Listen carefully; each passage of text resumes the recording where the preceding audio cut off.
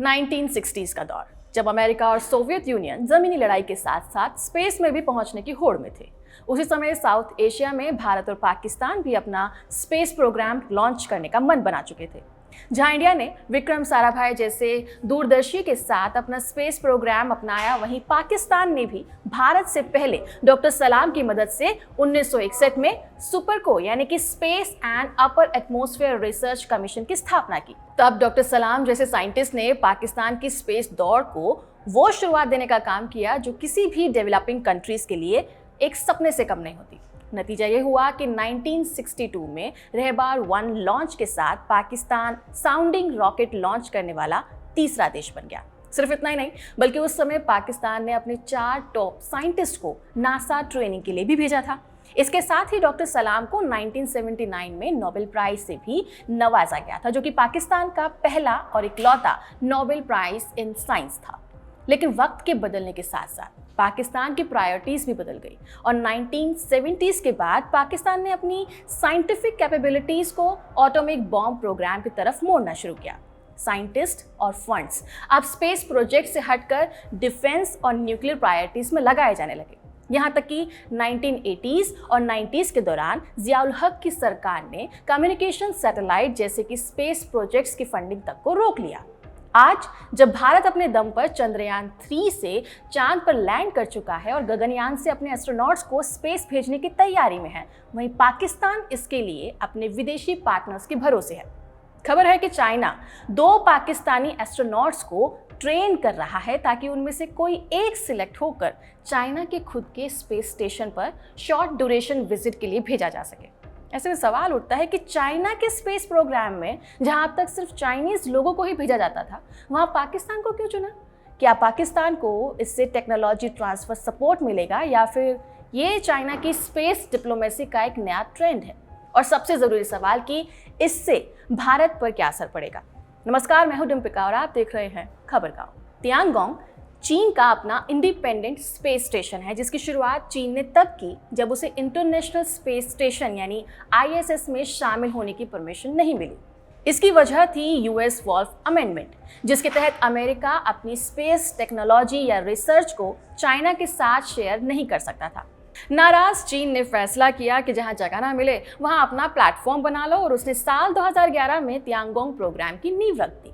China के इस space station में एस्ट्रोनॉट्स हमेशा रहते हैं जो microgravity experiments, space medicine, material science और एस्ट्रोनॉमी जैसी कटिंग एज रिसर्च करते हैं। ये जगह पूरी तरह से चाइनीज कंट्रोल में है और जैसा कि मैंने पहले भी आपको बताया कि अब तक सिर्फ चाइनीज एस्ट्रोनॉट्स ने ही वहाँ जाकर काम किया है। किसी फॉरेन एस्ट्रोनॉट्स को वहाँ पर एंट्री भी नहीं मिली है। ऐसा इसलिए क्योंकि चीन चाहता है कि ISS के रिटायर होने के बाद उसका ये स्पेस स्टेशन दुनिया का मेन ऑपरेशनल स्पेस स्टेशन बने। लेकिन अब ऐसे में खबर आई है कि चीन अपने तियांगोंग स्पेस स्टेशन पर पहली बार किसी दूसरे देश के एस्ट्रोनॉट्स को लेकर जाने वाला है और ये देश है पाकिस्तान।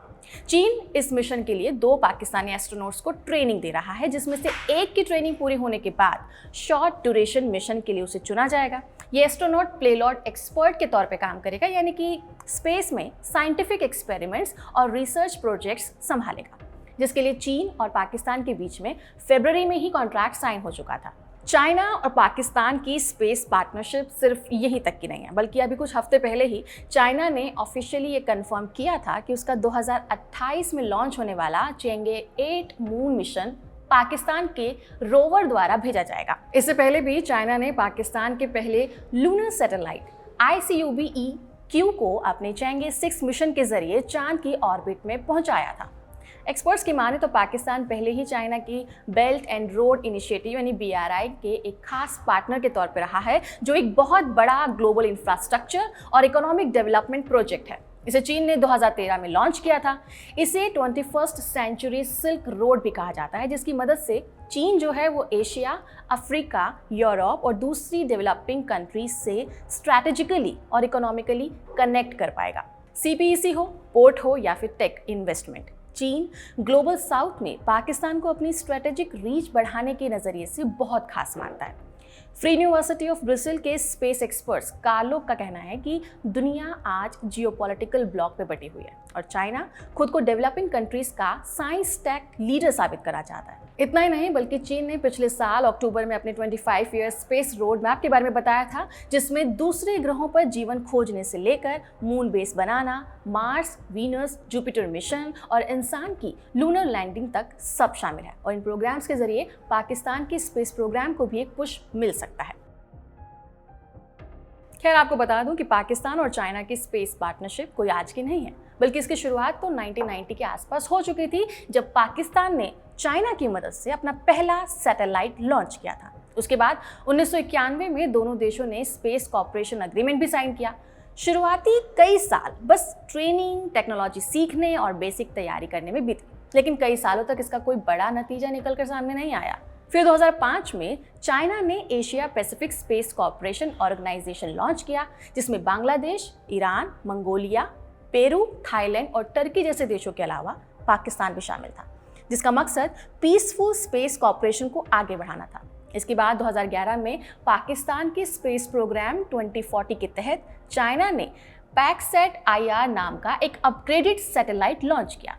इसे पाकिस्तान चाइना स्पेस टाइज का एक बड़ा माइलस्टोन भी कहा जाता है, क्योंकि ये पूरे 15 साल तक चलने वाला एक प्लान था। फिर साल 2012 में सुपरको और CNSA ने 2012 से लेकर 2020 के रोड मैप को साइन किया। 2018 में PM इमरान खान जब चाइना गए तो दोनों देशों ने इस कोलैबोरेशन को और एक्सपेंड करने का फैसला किया, और इसी समय पाकिस्तान ने खुले तौर पे कहा था कि हम चाइना के साथ मिलकर अपने एस्ट्रोनॉट्स को स्पेस में भेजना चाहते हैं। 2019 में भी दोनों देशों ने स्पेस एक्सप्लोरेशन एग्रीमेंट साइन किए थे। तो कुल मिलाकर स्पेस कॉर्पोरेशन ने दोनों देशों को करीब लाने में बहुत बड़ी भूमिका निभाई है। हालांकि चाइना इस पार्टनरशिप से अपना स्ट्रैटेजिक एजेंडा पूरा करना चाहता है, ताकि बीजिंग की सॉफ्ट पावर बढ़ती रहे। पर ज़रूरी सवाल तो ये है ना कि पाकिस्तान चाइना के साथ स्पेस पार्टनरशिप से कितना फ़ायदा उठा पाएगा। इस सवाल को पूछने के पीछे कई कारण हैं। जैसे 1960s के बाद से अब तक पाकिस्तान के पास सिर्फ 10 से 12 सैटेलाइट्स हैं, और वो भी ज़्यादातर फॉरेन लॉन्चेस पर डिपेंड करते हैं। इसके पीछे की वजह है पॉलिटिकल इंस्टेबिलिटी और मिसप्लेस्ड प्रायोरिटीज़, क्योंकि पाकिस्तान ने R&D और एजुकेशन पे खास फंडिंग दी ही नहीं है। 1970s में जो R&D बजट पाकिस्तान की GDP का 0.3% था, वो आज भी सिर्फ 0.2% ही है। वहीं सुपरको को 1970s से न्यूक्लियर प्रोग्राम में डाइवर्ट कर दिया गया, जिससे स्पेस प्रोजेक्ट और सिविलियन मिशन पीछे रह गए। इसके अलावा मिलिट्री इंटरफेरेंस भी एक बड़ा फैक्टर रहा है। पाकिस्तान का इस समय पूरा फोकस सिर्फ भारत को काउंटर करने की स्ट्रेटेजिक टूल्स बनाना, सर्विलांस सैटेलाइट्स और ड्यूल यूज मिसाइल्स टेक्स पर शिफ्ट हो गया। ऊपर से ब्रेन ड्रेन और इंस्टीट्यूशनल वीकनेस ने भी पाकिस्तान के स्पेस मिशन को नुकसान पहुंचाया है। करप्शन के चलते कई प्रोजेक्ट्स डिले होते रहे हैं। 2005 में भी स्पेस प्रोग्राम 2040 अनाउंस हुआ था, लेकिन एग्जीक्यूशन कम रहा। रही सही कसर वहाँ की अनस्टेबल डेमोक्रेसी ने भी पूरी कर दी। पाकिस्तान में 4 मार्शल लॉज, 100+ कॉन्स्टिट्यूशनल अमेंडमेंट्स और सिविल मिलिट्री इम्बैलेंस है, जिसने एक कंटिन्यूटी को कहीं ना कहीं तोड़ दिया है। हर नया रिजीम अपनी अलग प्रायोरिटीज़ लेकर आया। सिविलियन लीडर्स ने शॉर्ट टर्म पॉपुलिस्ट स्कीम्स को इंपॉर्टेंस दी, तो वहीं मिलिट्री रूलर्स ने सिक्योरिटी फोकस्ड प्रोग्राम्स को। अगर डेमोक्रेसी स्टेबल होती तो शायद 1962 का हेड स्टार्ट कैपिटलाइज हो सकता था। इतना ही नहीं बल्कि पाकिस्तान की कमज़ोर होती आर्थिक स्थिति ने भी स्पेस प्रोग्राम को खराब किया है। यही वजह है कि आज पाकिस्तान को चाइना के साथ दोस्ती करनी पड़ रही है। पाकिस्तान और चाइना की बढ़ती स्पेस पार्टनरशिप का असर इंडिया पर भी पड़ने की उम्मीद है, खासकर स्ट्रैटेजिकली और टेक्नोलॉजिकली, क्योंकि चाइना पाकिस्तान स्पेस कोलैबोरेशन से साउथ एशिया में इंडिया के मुकाबले एक नया टेक्नोलॉजिकल और स्ट्रैटेजिक एक्सेस बनता है। अगर Pakistan advance satellites, remote sensing और ह्यूमन स्पेस फ्लाइट में कामयाबी हासिल कर लेता है, तो उसे मिलिट्री सर्विलांस, बॉर्डर मॉनिटरिंग और मिसाइल टेक्नोलॉजी में एज मिल सकती है। ऐसे में भारत को भी अपनी स्पेस बेस्ड सिक्योरिटी सिस्टम को और सर्विलांस कैपेबिलिटीज़ को अपग्रेड करना होगा। इसके अलावा पाकिस्तान को अगर चाइना की टेक्नोलॉजी और एक्सपर्टीज़ मिलती है, तो इससे रीजनल डायनामिक्स बदल सकते हैं, यानी कि इंडिया को अपने डिफेंस और सिविलियन स्पेस प्रोग्राम को और मजबूत करना पड़ सकता है। इसके लिए भारत को अब और ज़्यादा R&D, प्राइवेट स्पेस स्टार्टअप्स और इंटरनेशनल पार्टनरशिप में इन्वेस्ट करना होगा। फिलहाल के लिए इस खबर में इतना ही। देखना होगा कि कब पाकिस्तान का एस्ट्रोनॉट चाइना के स्पेस स्टेशन पहुंचता है। आपका इस पूरी खबर पे क्या कहना है, कमेंट सेक्शन में जरूर बताएं। इस वीडियो को रिकॉर्ड किया है सर्वेश ने। मेरा नाम है डिम्पिका और आप देख रहे थे खबर का।